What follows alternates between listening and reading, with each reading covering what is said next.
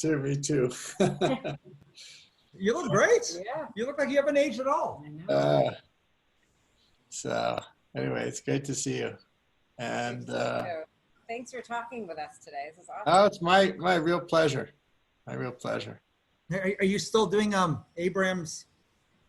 Is it Abraham's Path or? Yeah, that's still going on. A lot of other things I'm working on. Yeah, I've been working on North Korea a lot actually over the last couple of years, and Oh, that's right. I remember that. Oh, wow. and Venezuela, the Middle East. I just got off a call with the foreign minister of Pakistan about India, Pakistan. So COVID. So anyway, it's never a dull moment. Yeah. Oh, yes. Accelerated or magnified every problem, right? You're That's speaking with awesome. the Prime Minister of Pakistan, and we were sending instructions to get a beatboxing class next week for the kids part of the program. Yeah. Anyway, that's great. So tell me. This online academy seems like it's really taken off. Yeah, so it's Yeah. fascinating because, so maybe before everyone gets on, what happened was March 16th was the first day really that New York went shelter at home. They started the Friday before, but Monday really kind of happened. And so there's only 4 of us in the office and everyone else has worked from home. And we were looking at the fact that everyone's paralyzed. There's a need, our kids included, of needing like exercise, health, kids programs. And so we took what we build for the adult side in our culture and said we also have a summer camp and a kids program we build during the school year for children of our employees. So we have all the assets in place and said, rather than just use it for our family, let's open it up to friends, family, and just kind of neighbors. And it went from 100 people that first academy. So this is the 8th one. Every week on Thursday, it's at 50,000 people now. It's like, it's just growing like crazy. 50,000 people? It's 50,000 50,000 and And it's fun. The audiences are people from Fortune 1000 companies, small companies, nonprofits, education sector. Every But then group you of have, like, military. the Cleveland Indians, Right. sports teams on. So you're getting like a really eclectic group of like people. a global audience.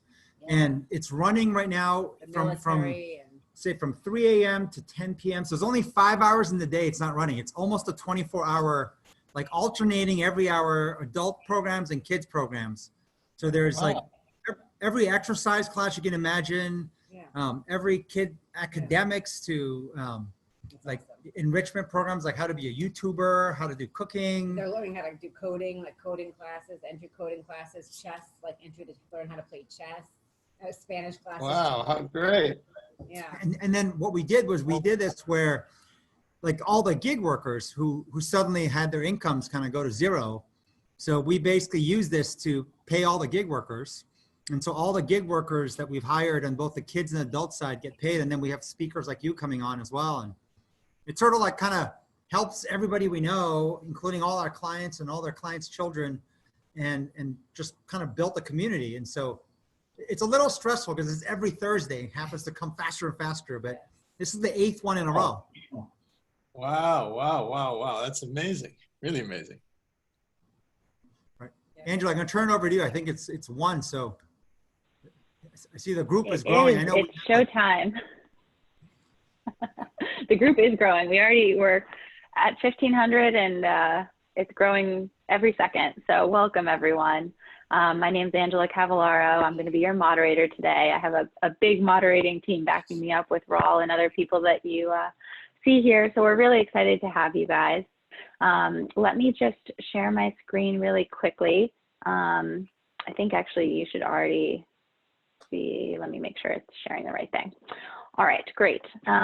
So a couple quick things I just wanted to run through before I turn it over to our really exciting speaker, William Ury, today. First and foremost, your mics will be muted and your video will be off just because we have so many people on this call just for ease. You will probably want to use the chat feature. So just make sure to find that at the bottom of your Zoom screen. We're going to use that. And then one quick thing I did want to run through is our feedback app. So if some of you are new to our sessions, first off, welcome. Second off, we take feedback very seriously. We want to constantly improve on these sessions. And so we have a feedback app that we use where you can leave myself as the moderator feedback or William Ury as the presenter feedback. to make these classes better, more engaging, more fun. And so I just want to take about 1 minute right now. If everyone could, if you don't already have this app, use these QR codes, these links to download the feedback app. We will use it at the end of the class. So I'll bring this back up at the end, but let's just take a quick minute here right now. All right, thanks guys.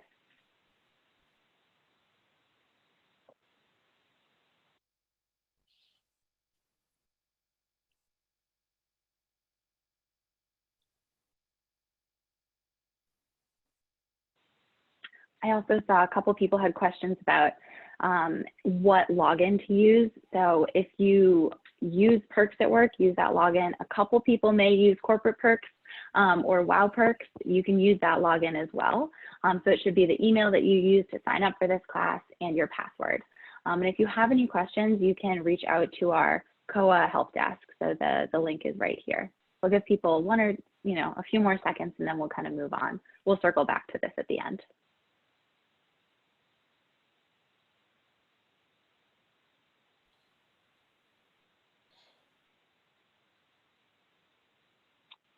All right. Okay. Quick things. I don't want to repeat myself too much. If you have any questions throughout the session, feel free to share them. We actually have a team behind the scenes who's kind of collating all of the questions, and then we will be sharing them at the end. We're going to leave about 10 minutes for Q&A. So please use that chat feature.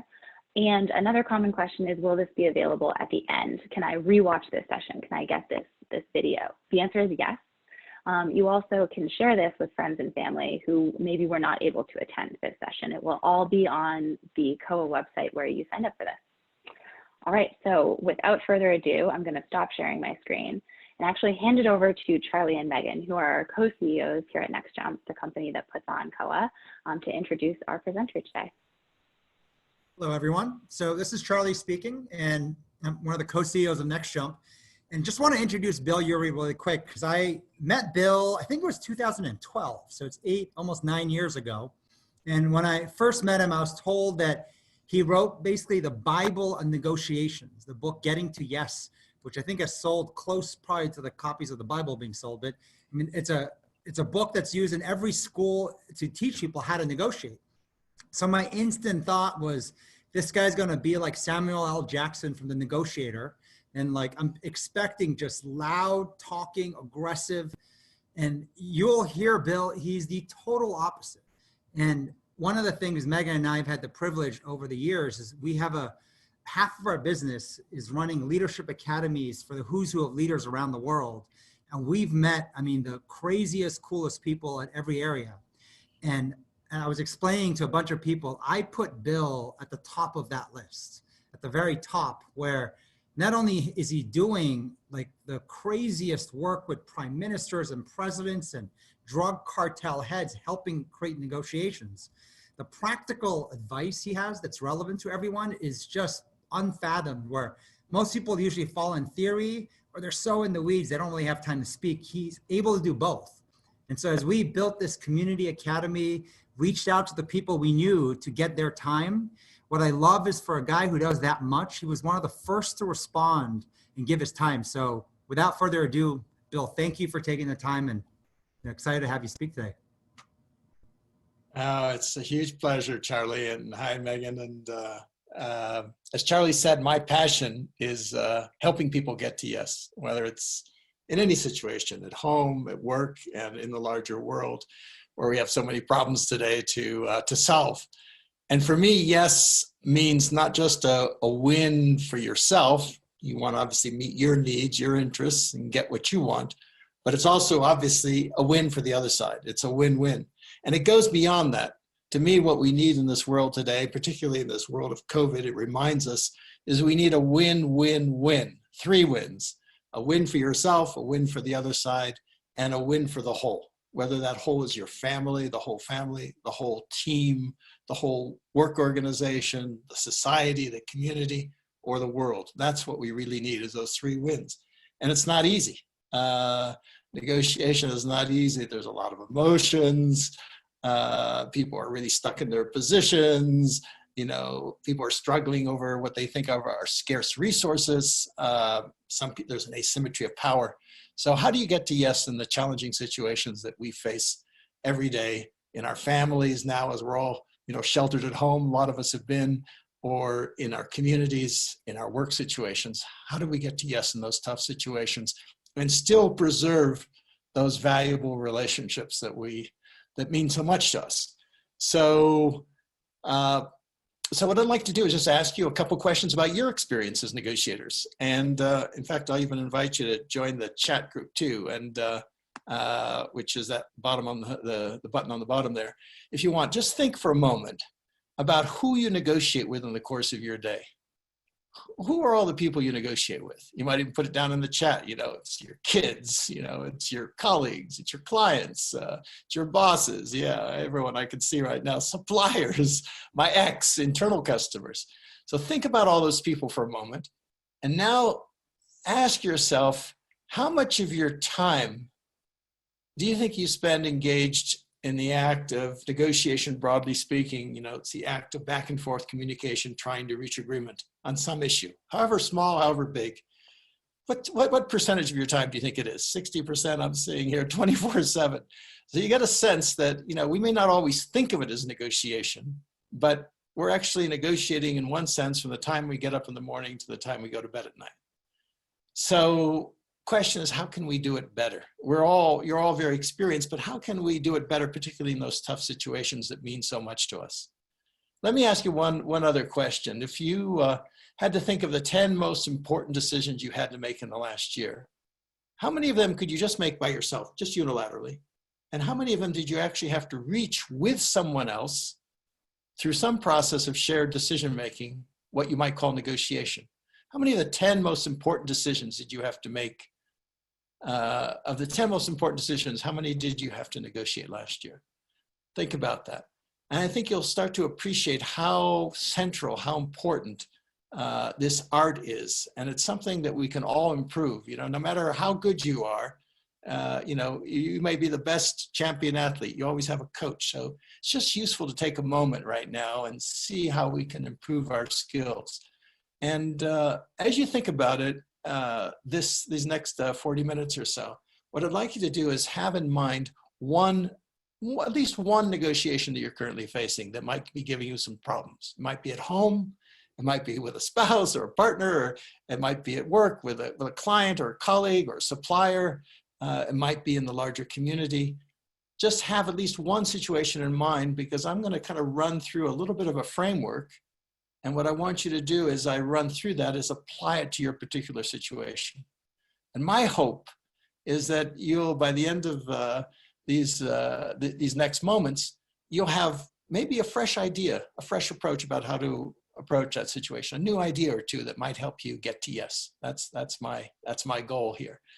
So what I'd like you to do is, for a moment, I'm going to just share a few slides here and just start about how do we approach the tough situations that we face every day here. Let me see if I can bring up my PowerPoint and share that. And let's see if we can go there. Okay, so different approaches for negotiation. If you think about it, there are at least 4 different approaches that we can take to getting to yes, depending on how much concern we're showing for our interests and how much concern we're showing for the other side's interests. And so you could, for example, have a lot of concern for your own interests, no concern for the other side's interests, and you get this kind of more these hard adversarial approaches, winner takes all, I get everything.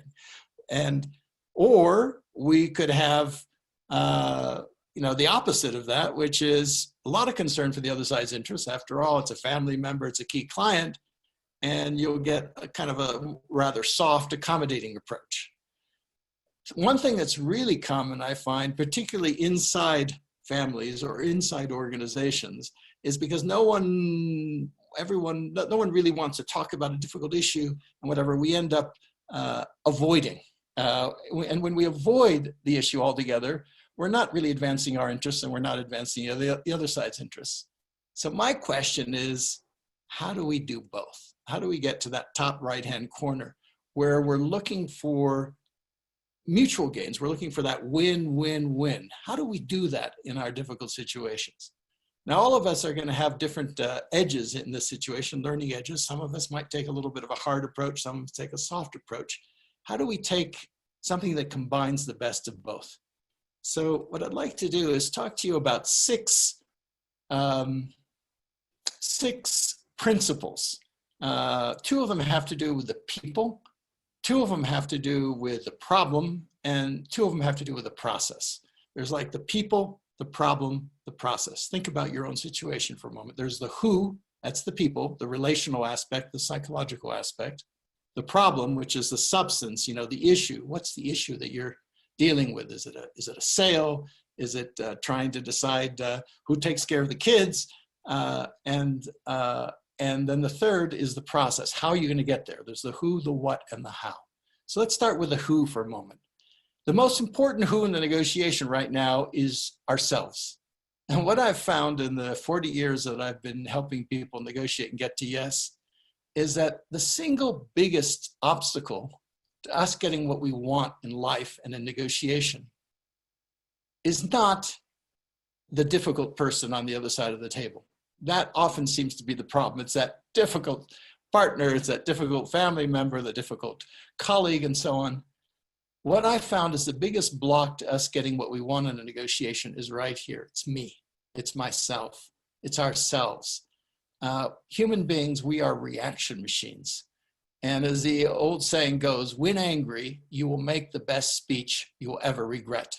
And that's what I find so often in negotiation is, even though negotiation, we're trying to go for a goal, we end up acting in ways that make it even more difficult for us to achieve our objectives. And so the foundation of successful negotiation, the first principle, is this metaphor I like to use of going to the balcony. Imagine that you're negotiating for a moment on a stage, and there's you and the other side and other players. Sometimes there are many players in the negotiation, lots of characters in the play. How do we, for a moment, go up to the balcony overlooking that stage? The balcony is a metaphor for a place of perspective, a place of calm, a place of self-control. It's a place where we can keep our eyes on the prize, on what's truly important to us. That, to me, is the foundation of successful negotiation. It's how do we shift from the reactive mind to the creative mind, to the mind that actually can envision new possibilities. If you notice, the word reactive and the word creative have the same letters. It's just the C goes in a different place, in creative. And that's what we're trying to do, is shift from reactive to creative at this moment. And that, to me, is key. So think for a moment about what are your favorite techniques for going to the balcony? What do you do? Some people like to, take a break. Some people like to breathe. What are your favorite ways to go to the balcony, to pause for a moment? I'll just give you a story from my own experience, just to illustrate this. About a number of years ago, I was called into the country of Venezuela, which was experiencing a big political civil conflict as it is today. And I was asked to meet with the president of the country, Hugo Chavez at the time, and meet with his opposition and see if there was some possibility to diffuse the crisis, to lower the temperature, because there are a lot of people worried that it might break out into a real lot of violence in the streets, perhaps even a civil war. So I had a couple of meetings with President Chavez, and I remember one of them, he liked to meet at night. He asked to meet at 9 o'clock in his palace. And I went there with my colleague, Francisco. We were waiting at 9 o'clock, patiently, 10 o'clock, 11 o'clock. Finally, at midnight, we're ushered in to see the president, expecting to find him all alone at that hour, but he had actually his entire cabinet arrayed behind him. And he kind of motioned me to a chair, and he said, Yuri, he said, have a seat here. Tell me, what do you think of the situation? How's it going? And I thought I would put a kind of positive spin on it. And I said, Mr. President, I've been talking to some of your ministers here. I've been talking to the opposition. And I think there's a little bit of progress. Well, progress wasn't the word he wanted to hear. That was a mistake on my part. It triggered him. He said, what do you mean progress? Don't you see all those traitors on the other side? Don't you see what they're doing, all the dirty tricks they're up to? And he proceeded to get livid with fury, and he leaned in very close to my face and proceeded to shout at me for approximately 30 minutes. Now, I was there, you're being shouted at. I'd been working in Venezuela for about a year at that point. And I thought, all my work's gone down the drain, start to feel embarrassed, a little bit humiliated in front of the whole cabinet being dressed down like that. And that's, that's the emotions that you go through when you're in a difficult situation, whether it's with your spouse or with your client or whatever. Someone's yelling at you. What do you do in a situation like that? And I felt like reacting, of course. I felt like saying, well, I'm not, he said, you're naive, you third parties, you know nothing about the situation. I felt like defending myself. But then I remembered to go to the balcony. Actually, a friend of mine had said, as a little technique, he said, Bill, when you're in a tough situation, why don't you pinch the palm of your hand? And I said, Hernan, why would I do that? He said, because that'll give you a little momentary pain. It'll keep you alert. So for some reason, I remembered to pinch the palm of my hand, and I remembered, why am I here? That's the key question you ask yourself on the balcony. What am I trying to achieve? What's the prize? I'm trying to calm down the situation. Is it really going to advance my interests if I get into a shouting match with the president of Venezuela? So I said no. So I just bit my tongue and I listened to him. And I began to calm down. I kind of watched myself. It's almost like you watch yourself in a movie from the balcony. Just watch the play. And I watched him and I watched his body language. And I was wondering, why is he getting so upset? And, this is a guy who would go on give a speech for 7 hours. But after 30 minutes of no reaction, I was just listening to him and nodding my head. He finally began to run out of steam, and I watched his body language. His shoulders began to sink a little bit. And then in a weary tone of voice, he said, so Yuri, what should I do? Now that is an opening. Before that, if I'd tried to give him any advice, when someone's in an angry state of mind, it's like banging your head against a stone wall. But then he had a little opening. And so I said, Mr. President, it's December. It's almost Christmas time. Last December, all the festivities were canceled because of the conflict. Why not just give everyone a break, call a truce, give everyone a chance to go to the balcony, and maybe in January you'll come back in a better place, willing to listen. He said to me, well, that's an excellent idea. I think I'll announce that in my next speech. His mood had completely shifted, so much so that he said, and over Christmas, why don't you come around the country with me and see the country? And then he thought for a moment. He said, but you're a neutral, you're a mediator. Maybe it wouldn't be so good to be seen in my company all the time. He said, no problem, I'll give you a disguise. What I learned from that situation was that the single greatest power you have as a negotiator is the power not to react. It's the power to go to the balcony. It's the power to listen to the other side.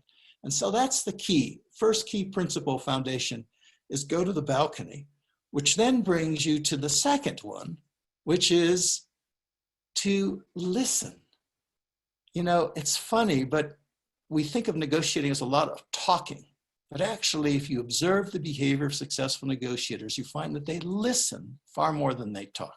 Why? Because by listening, you can put yourself in the other side's shoes, understand where they are, and then begin to think about how you can influence them.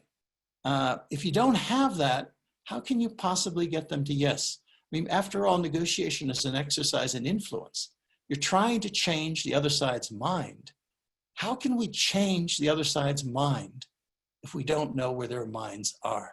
So listening turns out to be key. And that's what I was doing with President Chavez, is you're listening not to refute, not to get into an argument, but listening to understand. And what that means is listening from within their frame of reference. That's what's hard. We all listen, but do we really listen from within the other side's frame of reference? What is it like to be in his shoes? What's really going on for him? Why is he so angry? What does he really want here? Those are the kind of questions you want to be asking yourself as you listen. So, so much so that in negotiations, we appoint a spokesperson often if there's a team. I think it's just as important to appoint a listener so that we can really listen. And sometimes it's useful to paraphrase, actually to repeat back to the other side what you heard them say, because oftentimes we miss it. So listening to me is key. So in terms of the people, first thing is go to the balcony. And the second thing is really train our abilities, hone our abilities to listen. Not to listen the way we normally listen, but to listen deeply from within their frame of reference. That's what turns out to be the key. Listening also conveys respect, it builds relationship, it builds trust, it builds the atmosphere in which you can then deal with the problem. It allows you to be soft on the people as you are now about to be hard in trying to deal with the problem. So that's how you set up the negotiation for success. Now, let's talk about how can you be hard on the problem? What does that mean? Oftentimes, what people think being hard on the problem means is it means being hard on your position. And the key, perhaps the key distinction in problem-solving negotiation is this distinction between your position, which are the concrete stances that we take, the demands, it's the dollars and cents, it's the terms and conditions, and the interests, which are what lies behind those positions. It's the positions, the interests are the underlying motivations. What do people really need? What do they desire? What's their aspirations? What are they concerned about? What are their fears? And what's the secret in changing the game of negotiation is to change the focus, that spotlight, from the position over here to the interests over here. There's a story told many, many years ago by maybe the earliest management theorist in the United States. Who was a woman whose name was Mary Parker Follett, who lived 100 years ago in Boston. She once told a story about two men quarreling in a Harvard library. One wanted the window open, the other one wanted it closed. They got into a big quarrel about it. And so one man would go and open the window, the other one would go and slam it shut, bothered everyone in the library. Finally, the librarian comes over and she asks the first one, why? And that's the key question in trying to get at interest. Why? Why do you want the window open? He says, well, I want some fresh air. Now she's on to his interests. Then she asks the second person, why do you want the window closed? He says, why? Because the draft is blowing my papers around. So they're focusing on the interests. She's got them from positions to interest by asking the simple question, why? Then she asks them, well, how can you get fresh air without you a draft? The two think about it for a moment, the students. And finally, one says, I've got an idea. And he goes over into the room next door, he opens a window there, thus providing fresh air for the first person without a draft for the second. Now, in that very simple interaction, what's happening is the librarian is helping them move the spotlight from positions, open window, closed window, to the underlying interests. If they were just going for a split the difference compromise, which is often what we do in negotiation, that'd be a half open window, but it would have been too much draft and not enough fresh air. By going behind positions to the underlying interests of fresh air and no draft, they're able to come up with a creative solution, a creative option that satisfies both students' interests. And that's what you're looking for in negotiation, constantly. You're constantly probing behind positions for what are the underlying interests. So go back to your own situation for a moment. Think about what your position is. Think about what the other side's position is. Think about what your interests are. Why do you really want that? Well, why do they really want that? And then see if you can come up with an option that is good for both sides. So go from positions to options by inventing. It's a process of inventing, the process of brainstorming, leveraging differences. Oftentimes differences actually help you create. There's like this famous story of the two sisters quarreling with each other about an orange. They each want the orange. So what do? They take an orange, they cut it in half. Well, one sister takes her half and eats the fruit. The other sister takes her half, throws away the half the fruit, and uses the half of the peel for baking a cake. Now, if they'd actually paused for a moment and gone behind the position of wanting the orange for what the underlying interests were, which was one was interested in eating the fruit, one was interested in baking a cake, they could have ended up with a whole fruit for one and a whole peel for the other. And that's what we're looking for in negotiation, is those joint gains. That's the key in negotiation. Your single greatest opportunity is to take what seems to be a fixed pie and see if you can expand it. So that's the problem. Those are the keys to deal with the problem. Now, let's, for a moment, talk about the process in negotiation.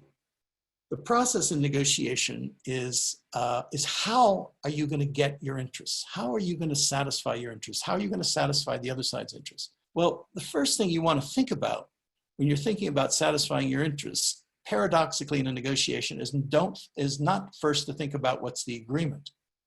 It's to think about what we call in negotiation your BATNA, your best alternative to a negotiated agreement. Now, what's that? Essentially, it's your best course of action if you cannot reach agreement. Let's imagine you can't reach agreement on a sale. If you're the seller, do you have an alternative buyer? If you're the buyer, do you have an alternative supplier? What's your BATNA? What are you going to do to satisfy your interests if for some reason you cannot reach agreement? Think about your own situation for a moment. Ask yourself that question. The reason why that's so important is that BATNA, if you have an alternative, it gives you confidence. Imagine you're looking for a job. Looking for a job. You've got one job interview. It's next week. You're going to be talking about salary. If it's your only opportunity, you're the only thing you've got, think about how that negotiation goes. You'll probably accept anything that they offer because you're just desperate to get a job.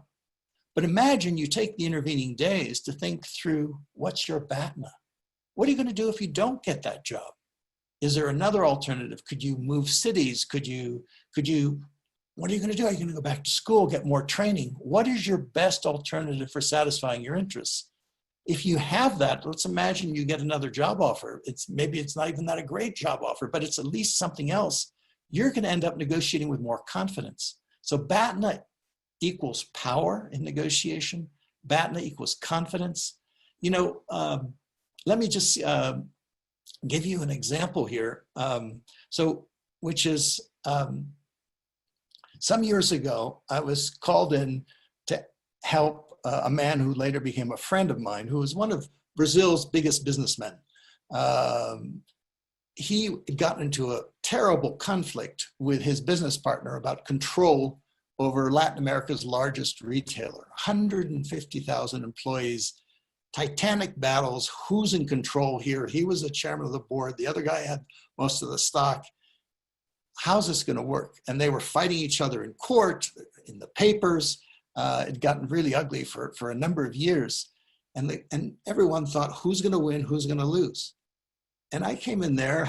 I didn't know if I could help. But the first question I asked him was, the question I asked before, which is, what do you really want? Help him go to the balcony. What are his interests in that situation? And ask him, well, what do you really want? Well, he said, he's a very intelligent guy. He said, okay, I want a certain amount of stock. He named a large number. I want the end of the non-compete clause, which was for 3 years. I want the company headquarters. He had about 6 things that he wanted. Those were his positions, right? I said, yeah, but what do you really want? You're very wealthy. You can do anything you want. He was over 75 at that moment. I said, what do you want to do with your life? What do you really want? And he looked at me and he said, Bill, I'll tell you what I really want. I want my freedom. And as soon as I heard the word freedom there, I knew that we'd gotten to, what was the core there? What was his real interest there? And I said, what does freedom mean to you? He says, well, freedom means time to spend with my family, which is so important to me, time to make new deals. That's what I want. I want my freedom. And for him, freedom had a particular resonance because he'd been kidnapped a number of years earlier, held in a coffin for a week. So for that guy, freedom really meant something. And I said, okay, well, maybe I can help you. I don't know if I can help you get your positions, but maybe I can help you get your freedom. And so one of the questions I asked him is, what's your BATNA? In other words, if you don't reach agreement with this guy, what are you going to do independent of reaching agreement with him? I said, is there anything you can do to spend time with your family right now? He said, sure, I can take a vacation. Is there anything you can do to start to make new deals? Yeah, I can move out and start up an office and make new deals. And it was interesting. That gave him the freedom and the confidence then for us then to think about how to negotiate with his business opponent, his former business partner. And that was the key. And so that brings me to the final step here, which is, how do you actually reach agreement in a very difficult situation like this one, where it had been going on for 3 years, no agreement whatsoever? The key is, on the basis of everything we've learned, how do you build the other side, what might be called a golden bridge? How do you, in other words, how do you make it as attractive as for them to say yes? So once I knew what my client wanted, which is he wanted freedom, and I could tell what was really important for him was dignity. You know, he didn't want to lose the other guy. I sat down with a friend of his business rival, of his business opponent in Paris, and he said, well, why are you here? He asked me when I sat down with him, I said, I'm here because life's too short. What do you mean life's too short? Life's too short for these mega conflicts where everyone fights each other, but you know, it's a win-lose contest, but in the end, everyone loses. I mean, your client's losing, my client's losing, their families are suffering, their employees are suffering, you know, the societies, because it was so big, the conflict are suffering. Who needs this? He said, so how would you approach it? I said, well, if we can only just agree, my client's interests are clear. He wants his freedom and he wants some dignity. I'm sure your client wants the exact same two things. He wants freedom to move on with his life. He wants dignity. He doesn't want to lose. You know, the whole papers are making this into who's going to win this one. He said, well, that's interesting. Why don't you come back and see me tomorrow? So we got together for 45 minutes the next day. And on the back of an envelope, we sketched out what would freedom and dignity mean, you know, in terms of stock, in terms of non-compete, in terms of everything there. And we sketched out a potential deal. That was on a Tuesday. By Friday, we had both men in a law office signing an agreement, ending the conflict, shaking hands, joint press release, wishing each other well. I asked my client, how do you feel? He said, you know, Bill, I got everything I wanted. He said, but the most important thing is I got my life back. And I asked the fellow on the other side, he said, I'm happy too. We're very happy.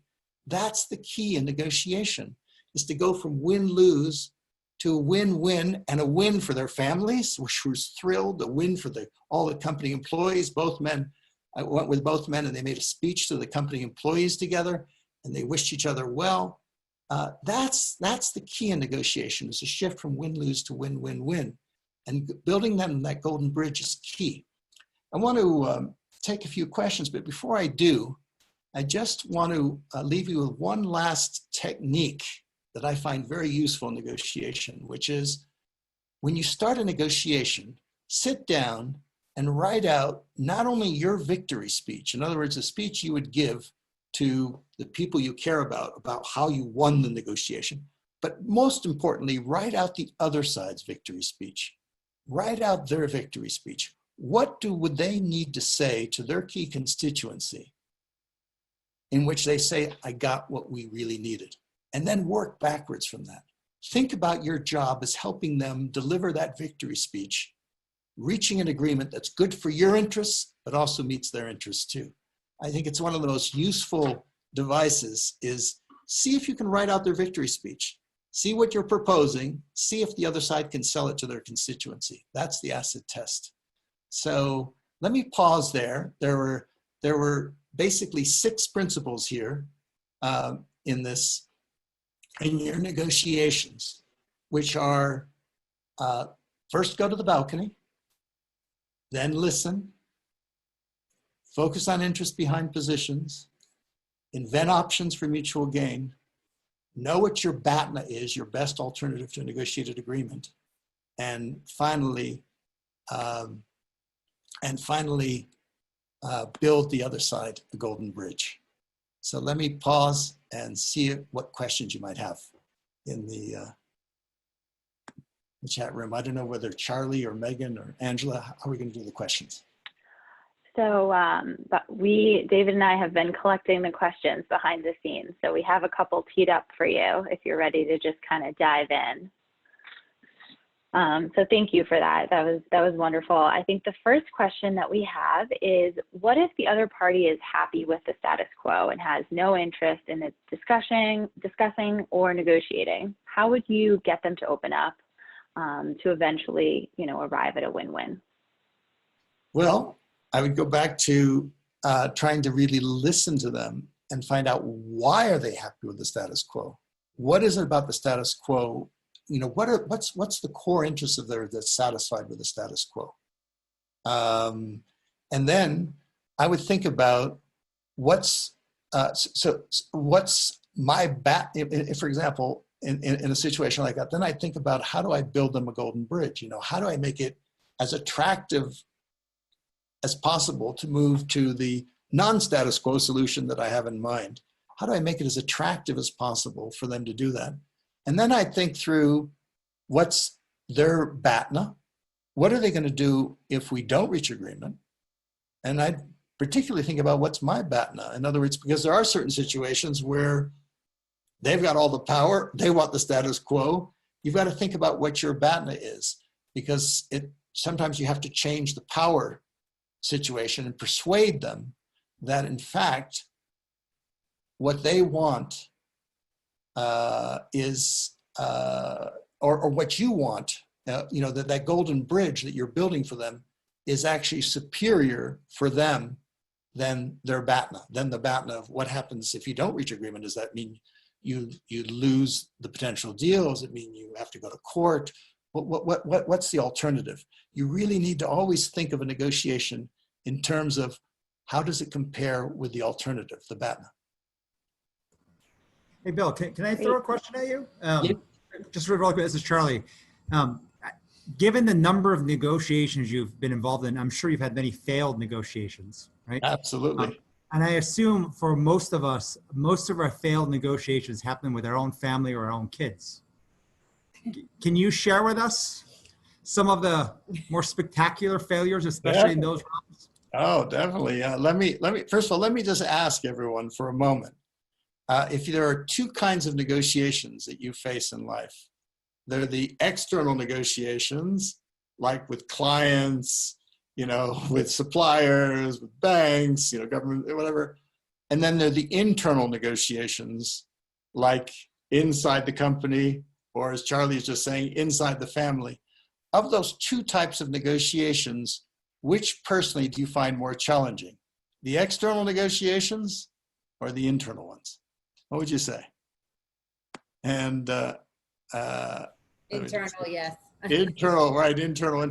You know, that's what's interesting is that, you know, it's the internal negotiations, and nothing is more internal than the negotiation with our own family. Although the only thing that would be more is the negotiation within ourselves, that I would say sometimes is even more difficult than the one with our family. But to answer your question, Charlie, I have a daughter who's just turned 22, just graduating from college, and she thinks nothing of my skills as a negotiator, because in front of her, I'm kind of a walkover. She doesn't understand how I could be an expert, a so-called expert on negotiation, and whether it's it's been over the years, but whether it's over like when she was young, I still do. I read her to her at night. You know, I say, okay, that's enough. That page, nope.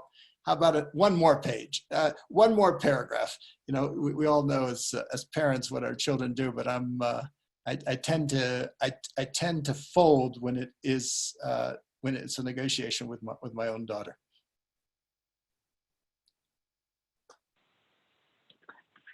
Thanks, guys. And I think a follow-up to that, we've seen a few questions along the lines of like, is there one specific thing that you think outside of like internal, external negotiation that can lead to a bad outcome?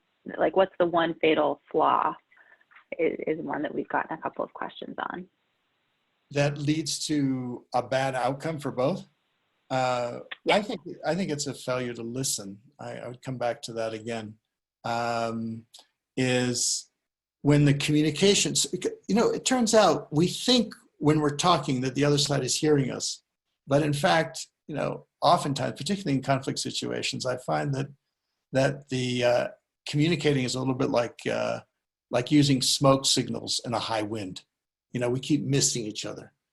And another one I would say is this kind of mindset, which is so common, which is we're asking the question of, am I winning? You know, am I winning? Who's winning?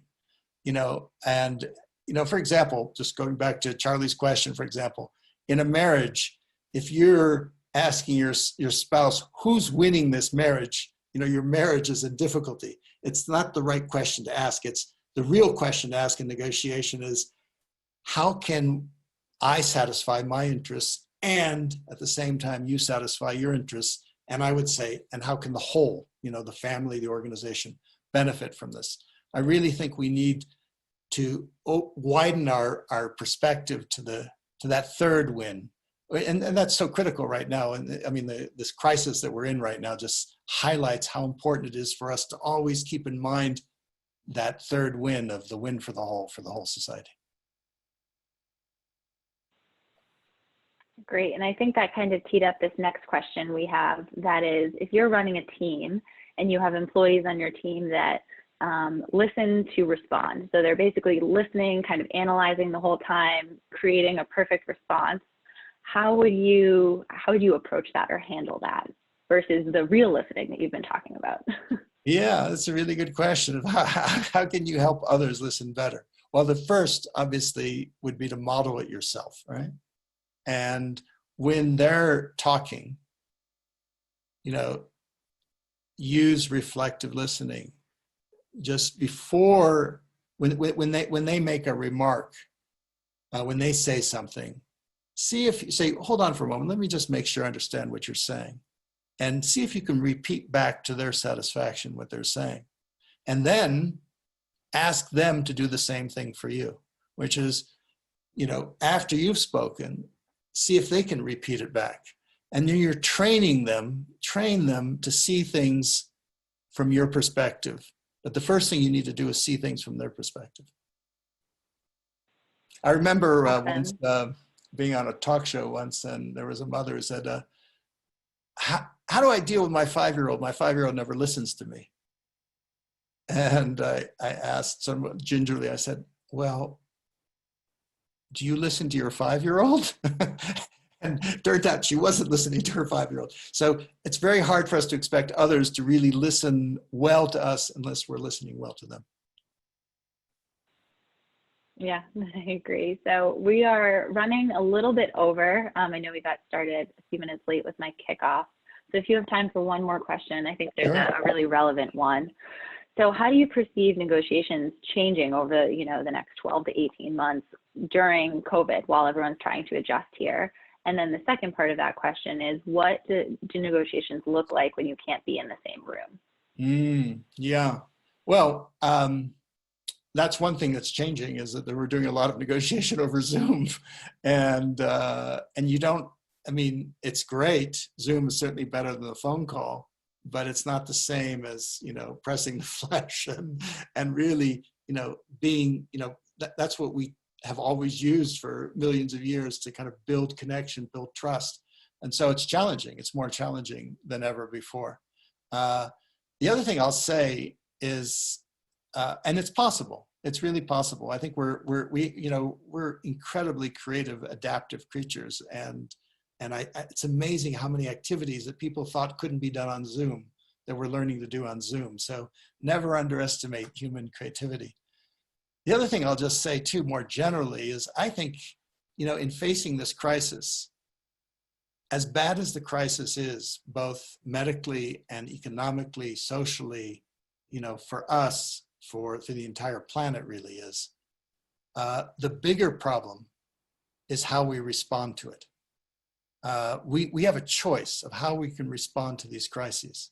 We can either respond by scarcity thinking, fear, gotta save myself, the hell with everyone else, or we can respond with cooperation, looking for ways to satisfy our interests and the others and the whole. In other words, looking for those win-win-win solutions. And to me, our societies are going to be, our success is going to be determined by how well we cooperate in this crisis, both internally inside this country and inside our families, inside our work organizations. And so this is why this work of getting to yes is so critical right now, because there's no problem. Look, we've this, I just was thinking about my grandmother. My grandmother lived in the 20th century. She was born in 1902. When she was 12, World War I broke out. I don't know, 30, 40 million people died in World War I.